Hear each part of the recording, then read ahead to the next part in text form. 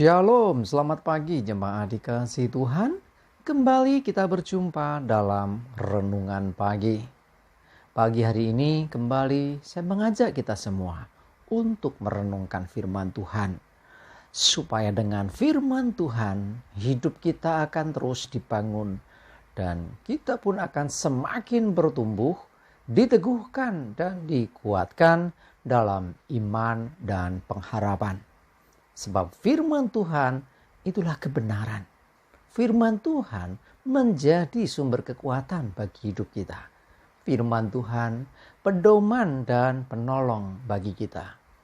Bahkan firman Tuhan jugalah yang akan senantiasa menuntun kita dan menerangi setiap langkah hidup kita. Mari jemaat dikasihi Tuhan, sebelum kita merenungkan firman Tuhan pagi hari ini, kita akan berdoa terlebih dahulu. Bapa di surga, kembali pagi hari ini Tuhan, kami datang ke hadirat-Mu. Kami sungguh-sungguh mengucap syukur ya Tuhan, atas segala kebaikan-Mu dalam hidup kami.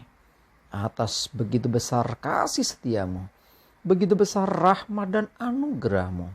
Segala berkat dan kemurahan Tuhan, perlindungan-Mu, penyertaan-Mu, pertolongan dan juga bahkan pemeliharaan-Mu ya Tuhan atas seluruh hidup kami. Terima kasih ya Tuhan. Dan pagi hari ini kembali kami mau merenungkan firman-Mu. Mari Tuhan, Kau yang singkapkan dan nyatakan kebenaran firman-Mu. Dan Roh Kudus urapilah kami semua ya Tuhan, sehingga kami bisa menangkap pesan-Mu, mengerti firman-Mu dan juga melakukannya di dalam hidup kami. Terima kasih ya Tuhan. Di dalam nama Tuhan Yesus kami bersyukur dan berdoa. Amin. Mari jemaat dikasihi Tuhan, kita akan sama-sama buka Alkitab kita. Renungan pagi hari ini saya ambilkan dari Lukas 8 ayat 23. Saya bacakan. Dan ketika mereka sedang berlayar, Yesus tertidur. Sekonyong-konyong turunlah taufan ke danau, sehingga perahu itu kemasukan air, dan mereka berada dalam bahaya. Jemaat dikasihi Tuhan, satu hari Yesus berlayar dengan murid-muridnya. Di tengah pelayaran itulah Yesus tidur. Nah, ketika Yesus tidur ada badai datang, sehingga taufan melanda perahu mereka, ombak semakin tinggi, bahkan air masuk di perahu. Nah, yang jadi pertanyaan, kenapa Yesus bisa tidur sementara keadaan begitu genting? Ya, narasi yang ditulis oleh oleh Injil Lukas ini dikatakan bahwa mereka berada dalam bahaya. Gak main-main. Tapi perhatikan apa yang terjadi dengan Yesus. Dia tidur di tengah badai yang sangat berbahaya. Bahkan air sudah masuk ke dalam perahu. Kok bisa? Cuma dikasih Tuhan. Seringkali ketika badai datang, orang paniknya luar biasa. Ketakutan yang amat sangat. Orang-orang yang hidupnya dikuasai keadaan yang terjadi atas hidupnya atau keadaan sekelilingnya, biasanya jadi panik. Orang panik gak mungkin bisa tidur. Ya, ada begitu banyak orang yang susah tidur karena mikir sesuatu. Mikir pergumulannya, mikir masalahnya, apapun pergumulan itu bisa membuat orang gak bisa tidur. Apalagi kalau ada badai yang begitu ganas, permasalahan yang bertubi-tubi datang dalam kehidupan, sehingga gak bisa tidur. Nah, Yesus tidur. Kenapa dia bisa tidur? Ini menggambarkan bahwa Yesus tidak khawatir dengan keadaan yang terjadi. Yesus tidak takut dengan apa yang terjadi. Dia tetap tenang, tetap damai, sekalipun ada badai. Nah, inilah yang jadi pelajaran buat kita. Supaya kita ketika menghadapi badai seharusnya juga tenang. Jangan panik. Apalagi sampai cari jalan keluar sendiri. Cari jalan keluar di luar Tuhan. Itu sungguh berbahaya. Nah, jadi kita bisa melihat di sini, Yesus tidak takut dengan badai sehingga dia bisa tenang. Tetap tidur walaupun badai terjadi. Sementara murid-murid ketakutan semua. Dan mereka akhirnya membangunkan Yesus, ya kisah selanjutnya. Dan Yesus pun menghardik itu. Tetapi ada juga statement Yesus dalam perikop ini dikatakan, di manakah kepercayaanmu? Jadi mereka kehilangan kepercayaan. Yesus tahu bahwa destiny hidupnya, ya, bahwa dia akan menebus umat manusia karena dia Mesias, dan penebusan itu terjadi di Golgota.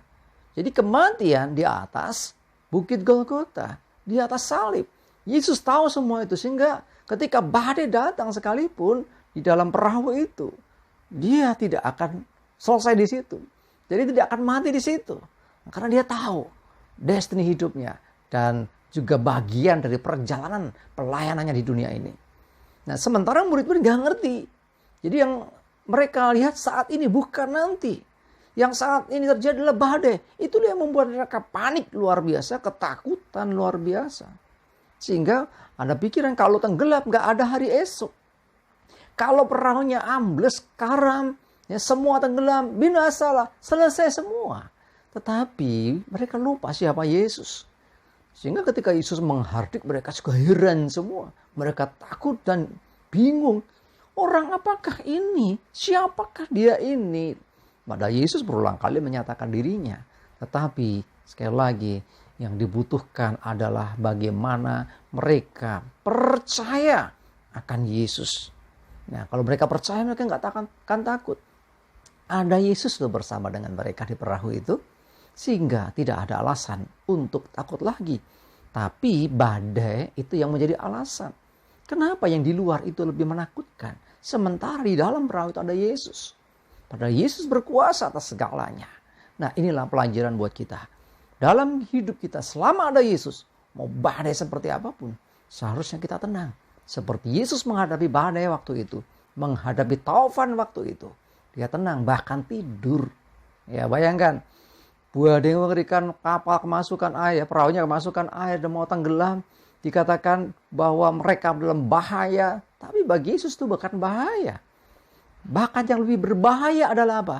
Mereka kehilangan iman. Yang berbahaya bukan seberapa besar badai terjadi dalam hidup kita, tetapi seberapa besar iman yang hilang dari hidup kita. Sehingga Yesus menegur mereka.